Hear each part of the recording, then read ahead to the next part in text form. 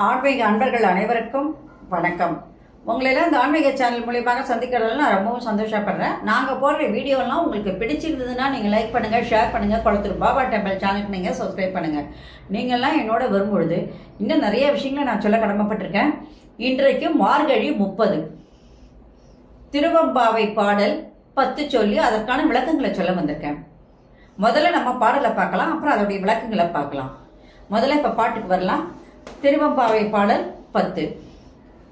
புவியினர் போய் பிறவாமையின் நாள் நாம் போக்குகின்றோம், அவமே இந்த பூமி சிவன் முய்ய கொள்கின்றவார் என்று நோக்கி திருப்பெருந்துறைவாய் திருமாலாம் அவன் விருப்பெய்தவும் மலரவன் ஆசைப்படவும் நீ நலர்ந்த மெய் கருணையும் நீயும் அவனியில் புகுந்தமை ஆட்கொள்ள வல்லாய் ஆரமுதே பள்ளி எழுந்தருளாயே. இது பாடல். ஒவ்வொரு பாட்டிலையும் மாணிக்க வாசக பெருமாள் ஏதாவது ஒரு முக்கியத்துவத்தை கொடுப்பார். இந்த பாடலை பொறுத்த வரைக்கும் மண்ணுலகம் ஒரு புண்ணிய பூமி. சிவபெருமானோடு திருமாலும் பிரம்மனும் இந்த பூமியை ரட்சித்து காக்கின்றனர் அப்படின்றத ஒரு மூலப்பொருளாக இந்த பாட்டில் கொடுக்கிறார். இப்போ இந்த பாட்டுக்கான விளக்கங்களை பார்க்கலாம். புவியினர் போய் பிறவாமையின் நாள் நாம் போகுகின்றோம், அவமே இந்த பூமி சிவனொய்ய கொள்கின்றவார் என்று நோக்கி திருப்பெருந்துறைவாய் திருமாலாம் அப்படின்னு சொல்லும் பொழுது மண்ணுலகில் நாம் சென்று பிறக்காததால் வாழ்நாளை எல்லாம் நாம் வீணாக கழித்து விடுகின்றோம் என்று திருமாலும் பிரம்மனும் வேதனைப்படும்படியாக. அப்ப நம்ம எவ்வளவு புண்ணியம் பண்ணியிருக்கோம். அவங்க நினைக்கிறாங்க, இறைவனே நினைக்கிறார், திருமாலும் பிரம்மனும் நினைக்கிறாங்க நம்ம இந்த பூமியில பிறக்கலையேன்னு. அப்போ இந்த பூமியில பிறந்த நம்ம எல்லாம் எப்படிப்பட்டவங்க? மிகவும் புண்ணியம் செய்தவர்கள் இல்லையா? அப்ப அந்த புண்ணியம் செய்த நாம் யாரை நினைக்கணும்? நம்ம இந்த பூமியில பிறப்பதற்கு காரணமான அந்த அம்மையப்பனாக அந்த இறைவனை நாம் கையெடுத்து டெய்லி தொழணும். அடுத்த வரி பாருங்க. அவன் விருப்பெய்தவும் மலரவன் ஆசைப்படவும் நின்னலர்ந்த மீ கருணையும் நீயும் அவனை புகுந்தமை ஆட்கொள்ள வல்லாய் ஆரமுதே பள்ளி எழுந்தருளாயே என்று சொல்லும் பொழுது இந்த மண்ணுலகத்தில் எங்கும் நிறைந்த அமுதமாகிய சிவபெருமான் எல்லா இடத்திலும் நிறைந்திருப்பவர். அவர்தான் நேக்கமர நிறைந்திருப்பவர், உன்னுள்ளும் என்னுள்ளும் இருப்பவர். அதனால அத்தகைய இறைவன் எங்கும் நிறைந்த அமுதம் போன்றவன் என கிடைப்பதற்கு அரித அமுதம்.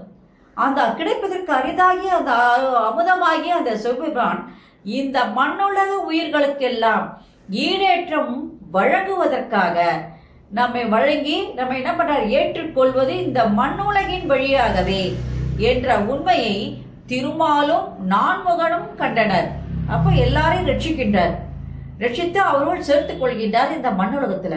அப்ப இந்த மண்ணுலகம் எவ்வளவு புண்ணியம் செய்வது அப்படின்னு அவங்க 2 பேரும் என்ன பண்றாங்க? விண்ணுலகத்துல இருந்து நினைக்கிறாங்க. இப்ப நம்ம என்ன பண்ணணும்? நமக்கு அருள் வேண்டும்னா நம்மளும் மண்ணுலகுக்கு வரலாம் அப்படின்னு சொல்லி வர்றாங்க.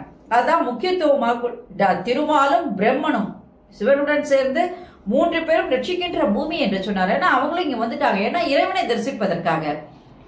அதனால நான்முகனும் பிரம்மனும் இல்லையா, பிரம்மாவாகிய நான்முகனும் திருமாலும் இந்த உலகத்திற்கு நாம் இறைவனை தரிசிக்க வேண்டும் என்று நினைத்து மெய்க்கருணையாகிய அந்த சிவபெருமானை இந்த மண்ணுலகில் எங்களை அவர் ஆட்சிக்கு ஆட்கொள்ள வேண்டும், அந்த இறைவன் ஆட்கொள்ள வேண்டும்.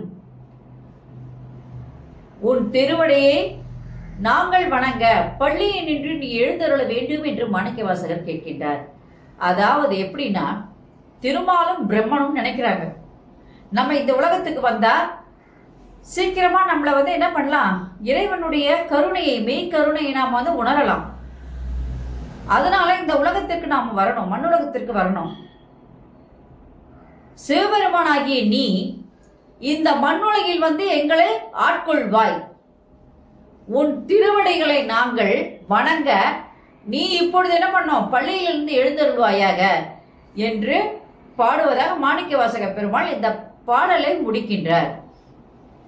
இப்ப விளக்கம்னு கேட்டீங்கன்னா, திருமாலும் பிரம்மனும் அறிய முடியாதவன் அந்த சிவபெருமான். நெடுங்கால தவம் இருந்து அவரை காண வேண்டும் என்று நினைத்தாலும் அவர் திருவடியை அவர்களால காண முடியவில்லை. அதனால வீணாக நாம் ஏன் இந்த தேவர் உலகத்தில் பொழுதை போக்குகின்றோம் அப்படின்னு நினைக்கிறாங்க. இதுல முக்கியத்துவம் என்னன்னு கேட்டீங்கன்னா,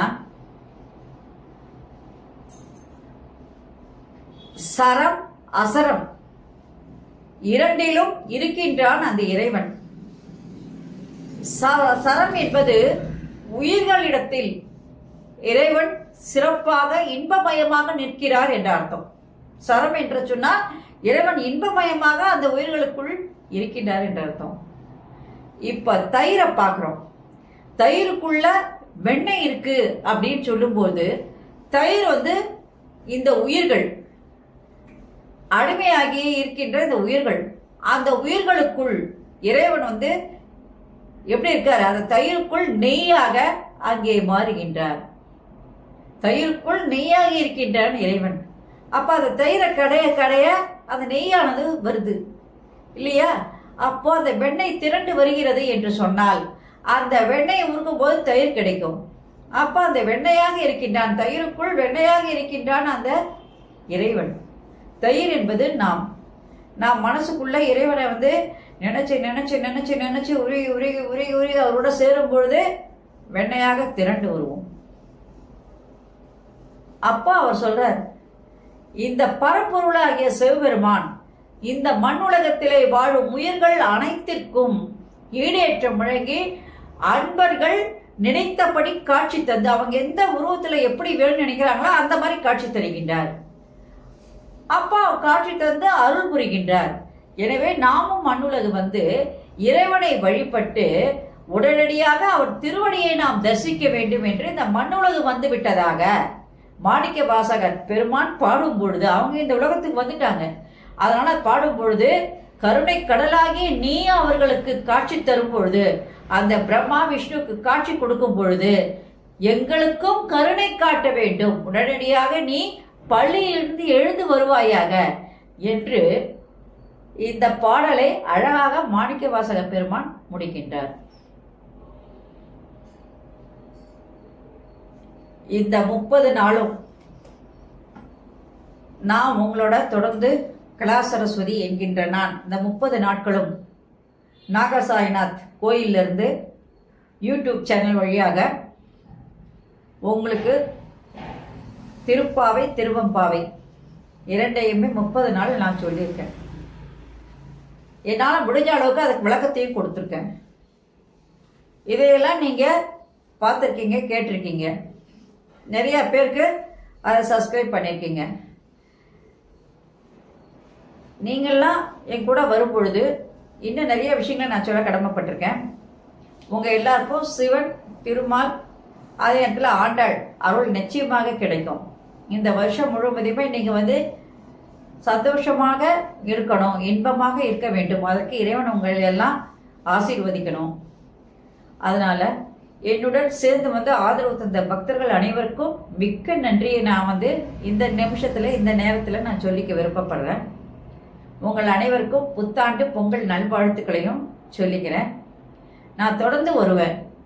ஆனால் ஒவ்வொரு விஷயமும் முக்கியமான நாட்கள் வருது இல்லையா மாசத்துல, அந்த நாட்களில் அதை பற்றியான விவரங்கள்லாம் உங்களுக்கு தொடர்ந்து சொல்லிக்கிட்டே வரேன். நன்றி, வணக்கம். மீண்டும் உங்களை சந்திக்க வரேன். ஓம் நம சிவாய. ஹர மகாதேவா. சம்போ மகாதேவா. அனைவருக்கும் நலம் உண்டாகட்டும். ஓம் Sairam. Subscribe to my channel and please press the bell icon for more videos.